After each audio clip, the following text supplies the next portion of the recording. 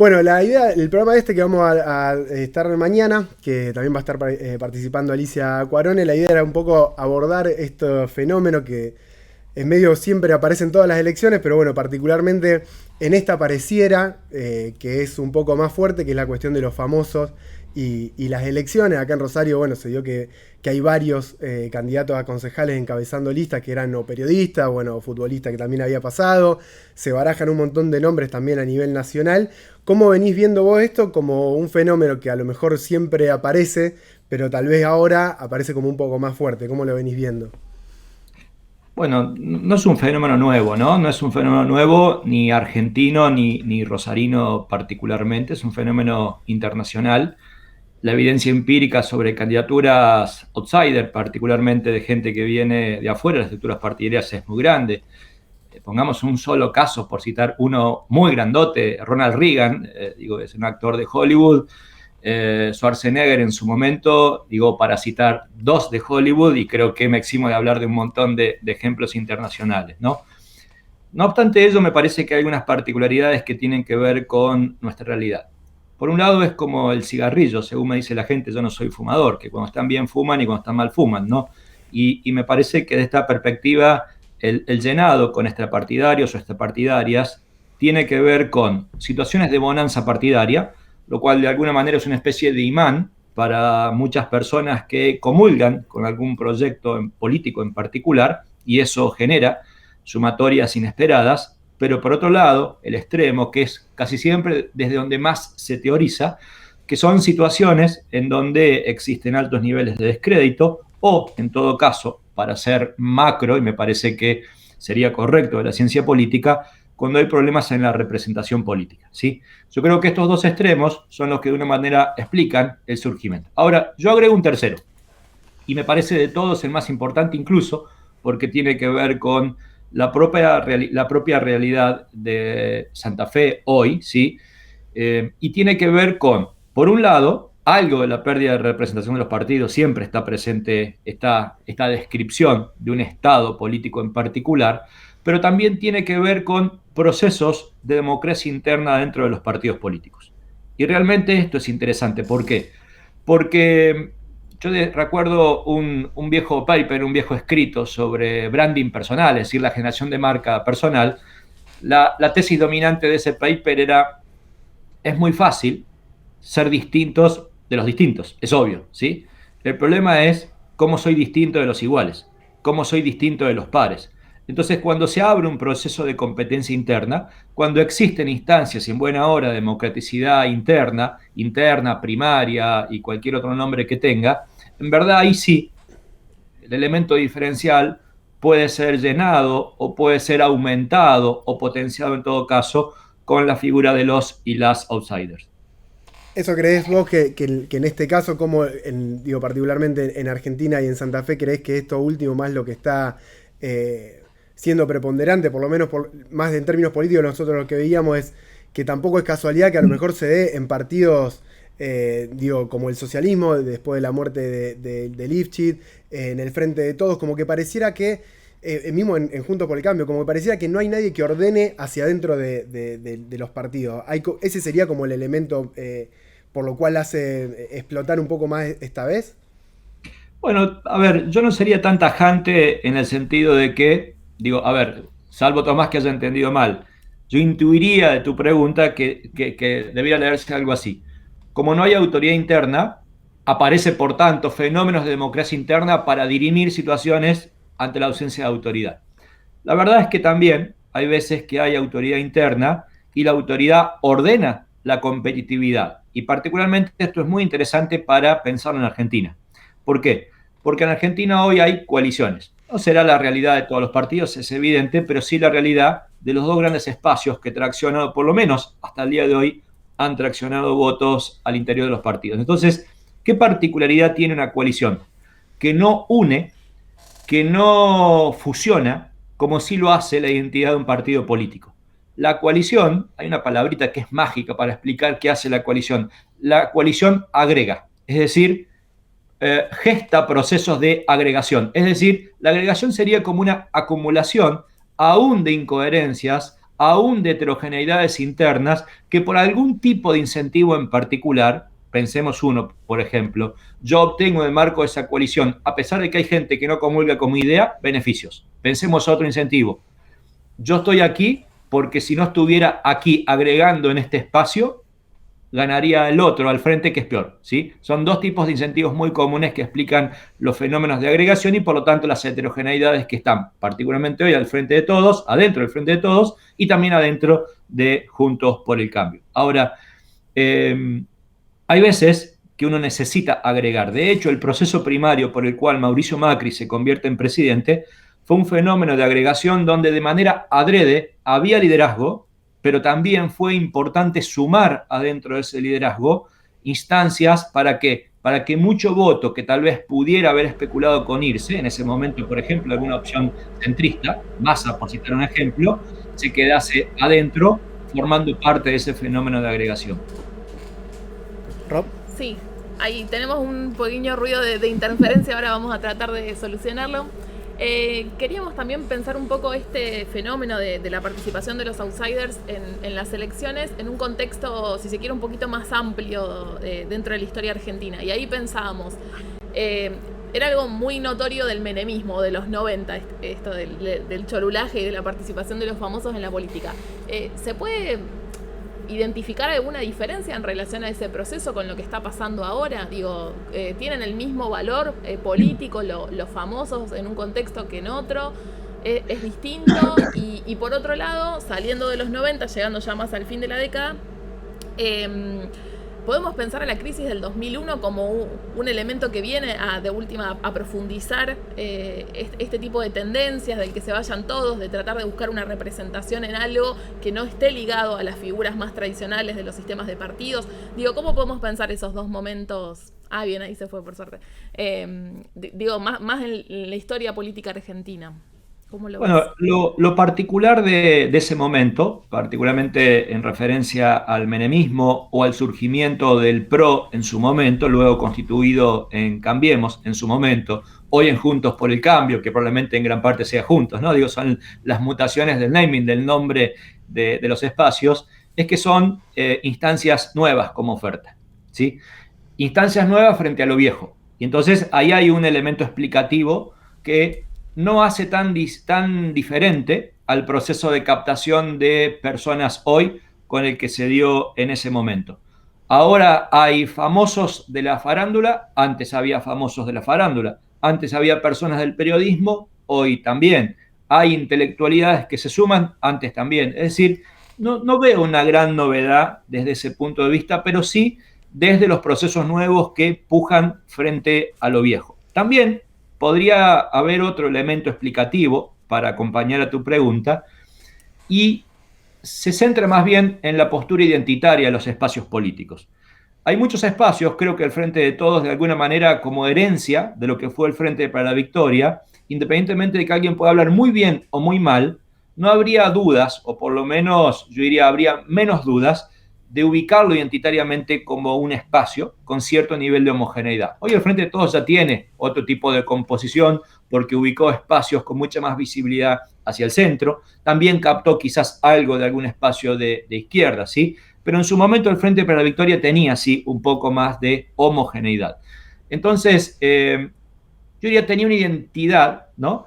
Y por lo tanto, los partidos que pujaban o que suelen pujar frente a espacios con mucha identidad, muchas veces se gestan como contraidentitarios. ¿Qué es esto? Son espacios que no pueden decir fácilmente o cómodamente qué son, pero sí en cambio se gestan, nacen y yo diría militan la idea de lo que no son, ¿no? De alguna manera, cuando uno leía, no sé si estará vigente, pero lo hice para un libro, no sé si es tan literal, pero la idea no cambiaría mucho. Cuando uno iba a la web del PRO, ¿sí? Incluso ya con Mauricio Macri en el poder, la descripción inicial, en el primer párrafo yo diría de la descripción identitaria de la gente que componía el PRO era, somos un grupo de personas comunes, ¿sí? Personas comunes. Fíjate, ¿qué es una persona común? No sé, ¿sí? Pero claramente había todo un núcleo de valores que cuando uno leía se ubicaban como valores muy contraidentitarios de lo que el kirchnerismo representaba en ese momento. Entonces, también, de una u otra manera, ¿no? Yo diría, está eso de la puja contra lo viejo y está la puja contra lo identitario, sea o no viejo. Mario, ¿vos creés que puede haber como una especie de sobreoferta de famosos en alguna elección? Digo, si lo viste en alguno de todos los estudios que hiciste de elección en algún lado, como que una especie de saturación del mercado, ¿no? Como que un famoso está bien, dos bueno, pero ya cuando hay 3 o 4, si eso puede terminar en alguna otra cosa, como que se anulen entre sí. Bueno, no es una expresión de deseo, lo pregunto de verdad. No sé si se anulan entre sí, porque hay muchos famosos que son parte de un mismo espacio, no siempre encabezan, más bien son complementos simbólicos, ¿no? Y esto también es interesante. Muchas veces el famoso es un complemento simbólico con alta visibilidad, con alto nivel de instalación y casi siempre con alguna ubicación o competencia temática particular, ¿no? Que si yo hay un problema económico, de golpe Martín Tetaz en Buenos Aires es un referente económico. Lo podrán criticar, le podrán gustar, pero es un referente económico. Entonces, muchas veces cumple esa función simbólica. No recuerdo algún momento en donde se haya generado una sobreoferta técnicamente hablando. Quizás lo más parecido a una sobreoferta, aunque un contexto totalmente distinto, es lo que suele suceder, y no una vez, sino repetidamente, en Brasil. Brasil tiene un serio problema, lo voy a decir vulgarmente y no con ánimo de ser ofensivo, por favor, de cierto analfabetismo informativo a la hora de votar. De hecho, me refiero a esto básicamente no a que alguien vote con más o menos información, sino que no tiene la más remota idea ni que se vota, ¿sí? Y entonces eso explica resultados electorales muy raros, ¿no? Como que en su momento un payaso fuese la oferta electoral más votado, en el mismo momento se eligió a Romario al futbolista, y así se dan fenómenos muy raros, muy sorprendentes, donde de golpe se erige alguna figura contra todo pronóstico y resulta votada simplemente porque es un poquito más conocido que otros o que otras, ¿no? Pero no necesariamente por su propuesta, que a veces no las tiene. Hay candidaturas que literalmente son, casi lo digo con cierta ironía, humorísticas en lo que representan y aún así tienen alto nivel de consideración pública. Pero salvo eso, yo diría, tiene que ver con la multiplicidad, ¿no? Y perdón que me retrotraiga la primera respuesta de la primera pregunta, que la voy a recordar, que es, además de pensar que de golpe hay ganas de acompañar un buen espacio, un incentivo positivo, de golpe hay un problema de representación, hay un incentivo de oxigenar espacios, de golpe también, como les decía, hay mayor competencia interna, se dé por lo que se dé, y eso necesita diferenciar. Y entonces me parece que ahí, en ese estímulo, y particularmente en un sistema tan rico como particularmente el sistema santafesino, que es multipartidista, que tiene una tradición en más o en menos de primarias, ¿sí? Todo esto avalado por la competitividad que ha generado la boleta única, genera una explosión, ¿no? Y por si fuera poco, se nota más, y esto les cuento sí en perspectiva comparada, ¿por qué?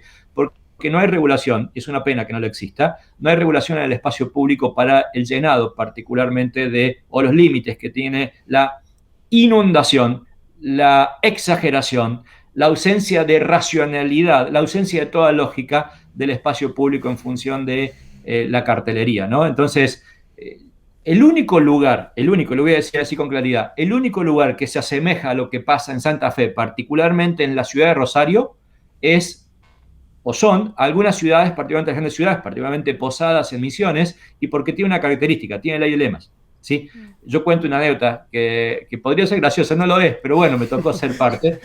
Una vez asesoré a un intendente que ganó, Orlando Franco, el único intendente reelecto en los últimos tiempos también en Posadas, y la particularidad es que cuando él compitió, solamente adentro del Frente Renovador había 100 candidatos. O sea, él era uno y había 99 más. Pero al frente había 99. Entonces, la particularidad que nunca me pasó en la vida haber sido consultor de un candidato que compitió contra 198 candidatos. Terminó ganando por un valor cercano al 13%, 2 y pico por ciento, frente a 198 candidatos. Entonces, la pregunta es, ¿cómo carajo te haces diferenciar? Hay gente que obtuvo, lo curioso, por ejemplo, lo anecdótico, es que obtuvieron menos votos que los miembros de su lista. Es decir, ni los de la lista terminaron votando a algunos candidatos. Pero bueno, más allá de esto, digo, me salgo de la anécdota, sí es interesante pensar esto, ¿no? Y que se asemeja mucho la cantidad de incentivos a ser parte que tiene la ciudad de Rosario, producto también de la ley electoral, que en parte financia, aunque sea minoritariamente, a las nuevas expresiones. Entonces, eso también es un incentivo a ser parte de una elección. Se asemeja mucho a un contexto de ley de lemas. Rob. Bueno, hay como varias cosas. Queríamos preguntarte también, en este contexto tan particular de la pandemia, digamos, del escenario de COVID, a nivel internacional, ¿cómo venís viendo que se están desarrollando las campañas electorales? Si notás que eso influye en alguna manera, no sé, desde lo material hasta cómo pensarla estratégicamente, qué resultados está teniendo, digo, la posición de los oficialismos, de la oposición, de cómo se va armando eso a nivel internacional, si tenés así como algún caso visto o analizado. Sí, bueno, hay mucho para analizar desde que se inició la pandemia. Particularmente que si consideramos a todo el mundo, los oficialismos han ganado mucho más de lo que han perdido. Esa es la primera tesis. Si esa tesis la bajamos a América Latina, se revierte totalmente. Los oficialismos en elecciones ejecutivas nacionales han perdido más de lo que han ganado. Pero esto no sucede en elecciones intermedias nacionales ni en elecciones subnacionales, lo que en Argentina correspondería técnicamente a las gobernaciones por caso. Ahí no hay tendencias unívocas. Ahora, ¿qué tipo de tendencias hay en cuanto a estilo de campañas? Uno, que las campañas se vuelven híbridas, hay una ralentización de la acción presencial, que no desaparece, pero en todo caso hay una transformación. No hay más eventos, sino microeventos. Y por lo tanto hay una idea, yo diría, un objetivo de hipermediatización en cada acto, ¿no? Cada acto nunca está hecho solo para que me vean el grupo de los presentes, sino hay una potencialidad de hipermediatización en el 100% de todo lo que las candidaturas hacen, que parte de la monotonía digital, donde todas las candidaturas están presentes, se rompe particularmente a través de dos hechos. Uno, acciones innovadoras, muchas de las cuales caen en el ridículo, y dos, radicalizaciones, es decir, el aumento de la voz, el aumento de la radicalización discursiva. Esto no solo esto explica un fenómeno a nivel internacional que de alguna manera yo diría, va exaltando la posibilidad de discursos siempre a modo de clivaje. ¿Qué es un clivaje? En la ciencia política, un clivaje son posturas dicotómicas en torno a temas, ¿sí? Entonces, lo que se van sucediendo son radicalizaciones discursivas muy brutales que han empezado a permear la realidad argentina. Pensemos que la última elección, que hace horitas, pero literal, horitas, acaba de ser resuelta por la proclamación del Jurado Nacional de Elecciones, fue la de Perú. El último acto electoral que le tocó, en el que le tocó participar al Jurado Nacional de Elecciones, que es el organismo electoral equivalente a la justicia electoral argentina, fue sobre si permitía gigantografías, es decir, gran cartelería en toda Lima que eran anónimas, que la ponía, vaya a saber quién, que simplemente decía no al comunismo. Entonces, los clivajes son básicamente comunismo o república, dictadura o democracia, fraude o república, y libertad o solidaridad, digo lo que fuere, ¿no? Y ustedes dicen, bueno, pero eso es Perú. No, esa es la realidad, esa fue la realidad en el discurso de Donald Trump. Hace unos días Mauricio Macri, sin ningún tipo de argumento ni evidencia, habló de fraude en las elecciones, que por suerte, creo que hubo unanimidad en contestarle que era una locura, pero fíjense que es democracia o Cuba, democracia o Venezuela. Hace muy poquitos días, 110 personas, particularmente 105 dirigentes de Juntos por el Cambio y 5 académicos, incluyendo Beatriz Arlo, Kovablov, solo me acuerdo de ellos dos, firmaron una solicitada pública, ¿sí?, con todos los líderes Juntos por el Cambio, que se llamaba Dictadura o Democracia. Entonces, estos clivajes son posturas dicotómicas, mayormente carentes de verdad. Es decir, tienen algo de verdad, pero tienen mucho de mentira. Y es una puja de un lado y del otro, donde solo con que suene verosímil, solo con que potencie el sesgo de confirmación alcanza, ¿no? Entonces, las campañas han dejado de ser, de alguna manera, una propuesta programática de una agenda futura por venir, y ha pasado a ser básicamente un eje ideológico totalmente polarizante, con niveles de simplificación. Tal es así que una autora europea le denomina la arrogancia de la ignorancia, ¿no? Muchos se arrogan ser ignorantes, pero no importa, en tanto y en cuanto uno resulte escuchado o resulte alabado, o simplemente muchos funcionan con una dinámica de vértigo puro, y esto es otro de los riesgos que tienen las campañas digitales, por ser el primero o la primera que habla, ¿no? Digo, fíjense que las manifestaciones de Patricia Bullrich, por ejemplo, tienen esta dinámica. No importa todo lo potente, lo profundo, lo informado que se esté, informada en su caso que se esté respecto a un hecho, sino hablar primero y posicionarse rápidamente en clave dicotómica, ¿no? Bueno, así se van dando las campañas electorales en el mundo. No es buen momento desde el punto de vista electoral, desde el punto de vista del debate, desde el punto de vista de la calidad de los argumentos, porque además no solamente esto se da, sino que hay una sociedad, yo diría, con niveles de receptividad muy particular. La sensación dominante, estudios cualitativos que he hecho, pero que además se manifiestan en toda la región, los he hecho en ocasión de las campañas en México hace muy poquitos meses, es la incertidumbre. Hace también un mes aproximadamente el Laboratorio de Psicología Social Aplicada de la UBA dijo que la palabra dominante, el sentimiento dominante de los argentinos en el último año ha sido el miedo, ¿no? Y el miedo como emoción básica o como emoción primaria tiene una particularidad. De las 8 emociones básicas es la más importante porque es sumamente eficaz en tanto y en cuanto desplaza al resto.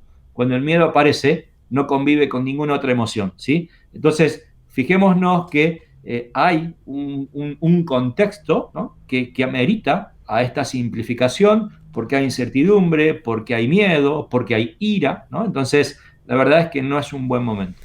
Te quería preguntar, Mario, ya en una de las últimas, si no te molestamos. El otro día te veía tuitear en relación a los jugadores de fútbol en el partido de la Copa América de Argentina, puteando a los periodistas. Y que decías como que era un clima de época, esta cosa así medio de discusión con el periodismo. Te quería preguntar particularmente cómo veías la cuestión del periodismo en general, que creo que tiene que ver con un poco de lo que venías relatando y en esa forma de discutir, pero a su vez, o además, que también es muy loco que hay muchos de esos periodistas que después terminan siendo parte de estos outsiders o de estos famosos que forman parte de la discusión política. ¿Cómo funciona todo ese fenómeno? ¿Cómo lo venís viendo?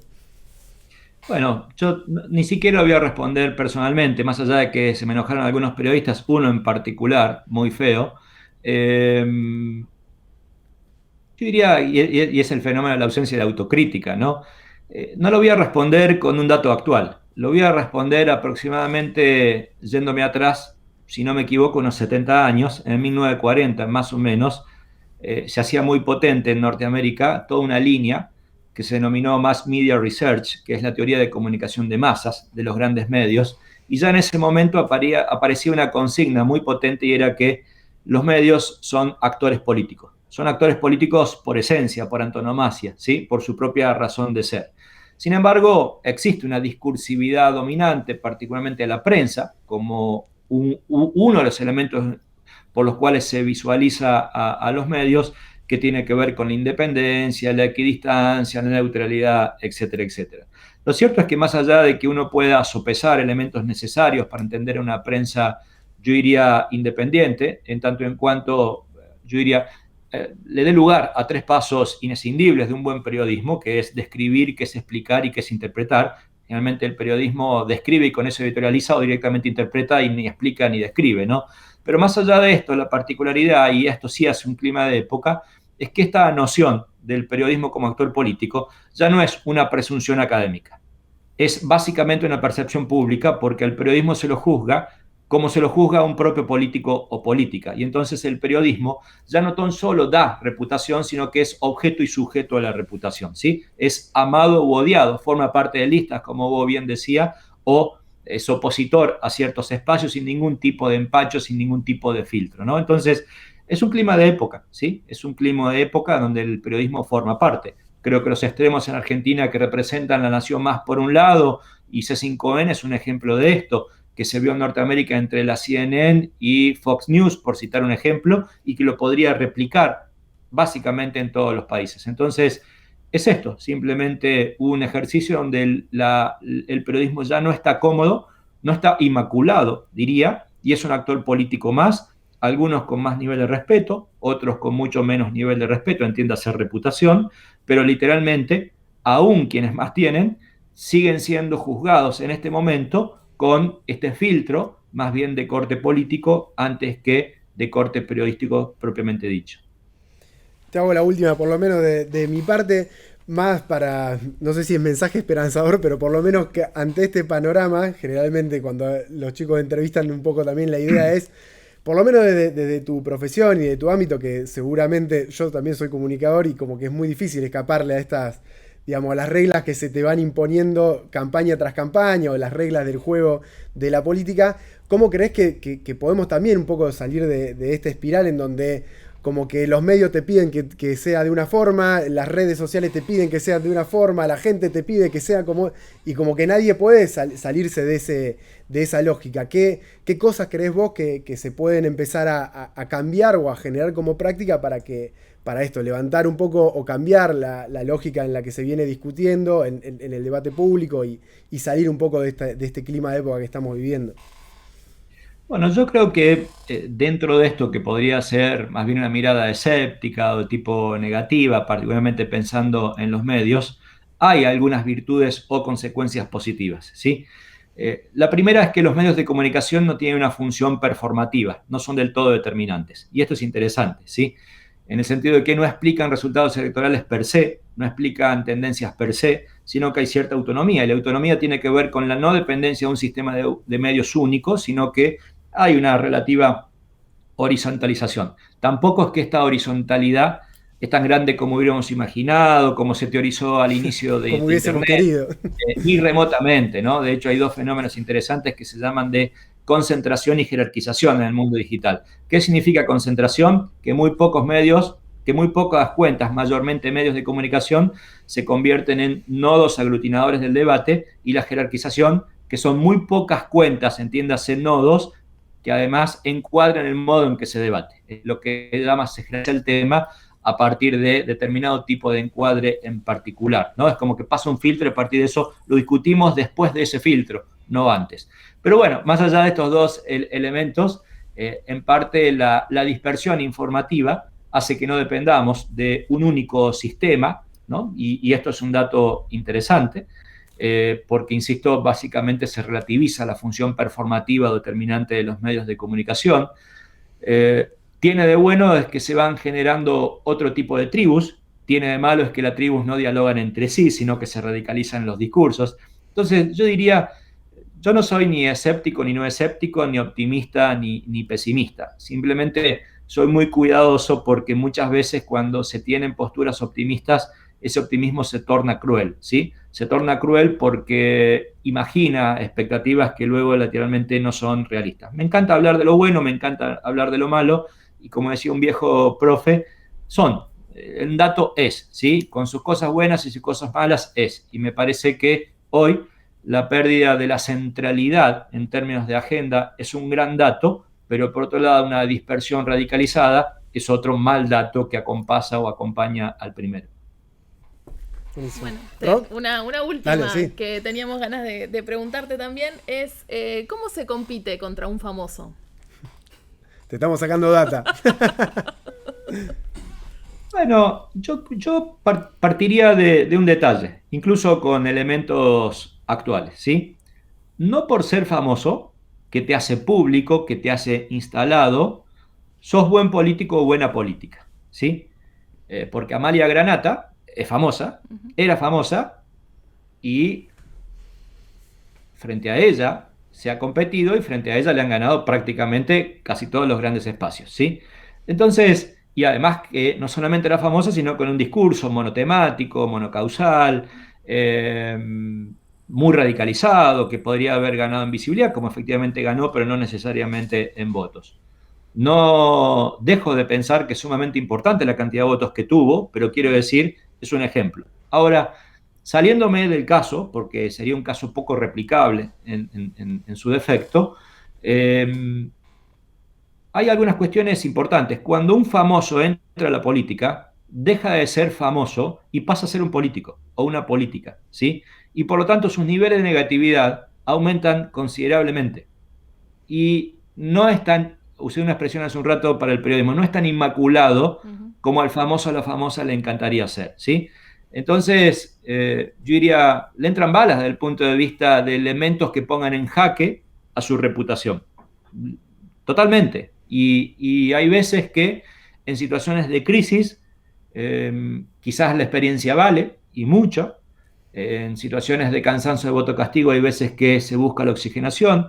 Entonces me parece que el modo de competir no tiene, si se quiere, una receta única y en buena hora que no la tuviera. Estos son los defectos muchas veces que el marketing político como una actividad profesional ha llevado adelante, que es homogeneizar las prácticas como si fueran una irreplicable en todos los contextos. Creo que, hablando de eso, la comunicación política es puro contexto y todo lo que puede suceder en un sistema probablemente tenga mínimo o nulo impacto en otro sistema. Los contextos explican, ¿sí? Hoy, insisto, los famosos han poblado la escena, pero no necesariamente los famosos están encabezando fórmulas, más bien son complementos. Es lo mismo que la ciencia política generalmente genera con las vicepresidencias. Hay veces que las vicepresidencias tienen un poder político territorial muy potente, que es un complemento obligatorio B respecto a A. Hay veces que tiene un componente simbólico, ¿sí? Si encabeza una mujer, quien secunda es hombre, si encabeza un hombre, una mujer, si alguien es grande, será un joven y a la inversa, ¿sí? O un representante de sectores particulares, que de golpe el MAS en Bolivia ha hecho eso, ¿no? Conjugar casi siempre con alguien que representa sectores muy, muy opuestos entre sí. Y hay veces que no, hay veces que de golpe surge una figura que no representa absolutamente nada. Entonces, pero me parece que en este caso, los outsiders famosos cumplen algunos de los rasgos que generalmente se atribuyan o se estudien respecto a lo que son las vicepresidencias respecto de presidentes o presidentas, ¿no? Y no hay un único modo de composición de fórmula.